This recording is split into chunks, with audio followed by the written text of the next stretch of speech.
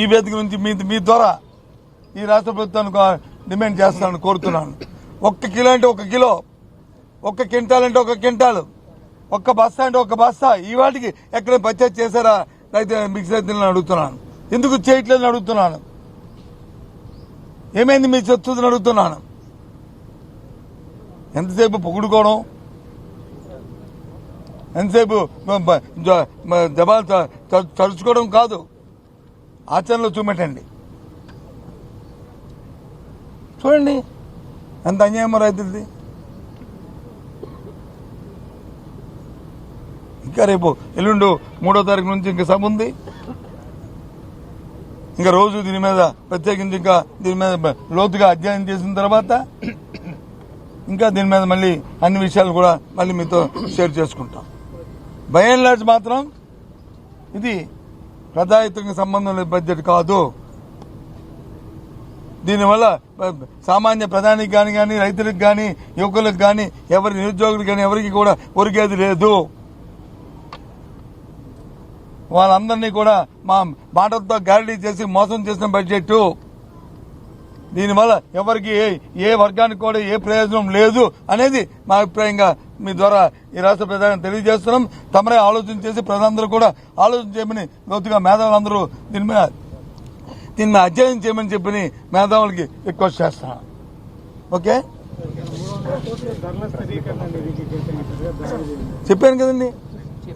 మేము 3,000 కోట్లు పెడితే 300 కోట్లు పెట్టారు. 300 కోట్లు పెట్టి ఇమ్మీడియట్ గా ఉన్న సమస్య ఏంటి? మిర్చి రైతులు. దాంట్లో ఇంటర్వెన్షన్ చేయాలి కదా, మార్కెట్ ఇంటర్వెన్షన్ కొనాలి కదా. ఇప్పుడు 1 బస్తా కొన్నారా, 1 క్వింటాల్ కొన్నారా? మనం మిర్చి యార్డులోకి వెళ్ళండి, చూడండి. సుమారు 1,00,000 బస్తాలు ఇప్పటికే అక్కడ వచ్చి ఉన్నాయి. అరులు అడుస్తున్నారు మరి రైతాంగం, మిర్చి రైతు అందరూ కూడా ఆత్మహత్యలు చేసుకునే పరిస్థితికి వచ్చారు. ఏంటిది?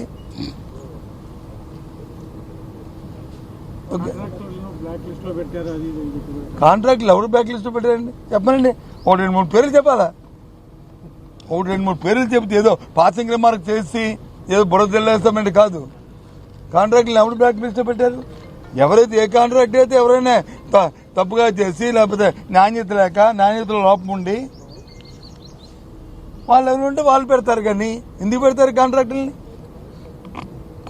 ఇన్ టైంలో చేసి నాణ్యతతో చేస్తే ఎందుకు పెడతారు? ఎవరినైనా సరే ఎవరు పెట్టారు చెప్పండి. ఏ కాంట్రాక్ట్ అని బ్లాక్ లిస్ట్ లో పెట్టారో పెట్టమండి. ఎంతెందుకు ఇంకా చెప్తాను మీకు. ఇవాళ మూలధనం గురించి వచ్చి క్యాపిటల్ ఎక్స్పెండిచర్ గురించి ఒక పేజీ పెట్టారు. రేపు చెప్తాను క్యాపిటల్ ఎక్స్పెండిచర్ గురించి. ఏంటి క్యాపిటల్ ఎక్స్పెండిచర్కి దాన్ని ప్రజలకు తెలియనట్టుగా, మనం అయితే అమాయకుల్లాగా, మనకి దాని మీద అవగాహన లేనట్టుగా అంటే అర్థమయ్యేటని కూడా పెట్టారు.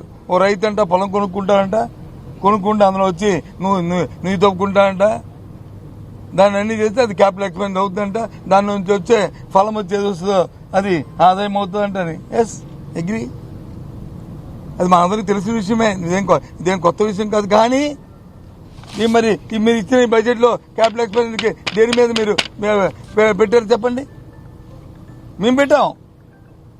గత 5 సంవత్సరాలు పెట్టాం. ఈ రాష్ట్రంలో పోర్టులకు కానీ జెట్టీలకు కానీ ఆదాయాలు సమకూర్చే ఆ వనరులు చేశాం ఉదాహరణకి. కాదా? ఉన్నాయి. రేపు ఇంకా 4-5 రోజులు ఉంది కాబట్టి ఆ డిస్కషన్లో అవన్నీ మాట్లాడదాం. Okay, thank you. ఈరోజు 1వ తరగతి నుంచి 12